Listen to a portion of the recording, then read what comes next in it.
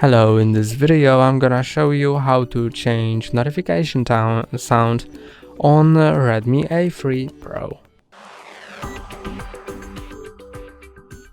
To change the notification sound, go to Settings, then go to Sound Vibration, and now you can set calendar sound, so it will be the sound of calendar notifications or other notifications and reminders.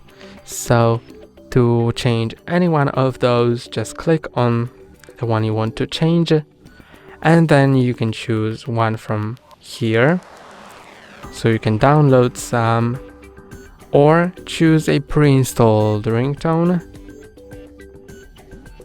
and then to select one of those, you can either click on the name to hear a preview or click on apply to set it.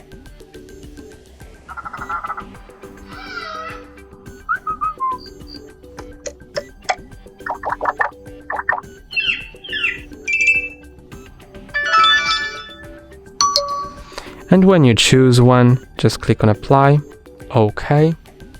And when it says applied successfully, now this is your new notification tone. You can see that I have set for all the notifications and reminders fade in.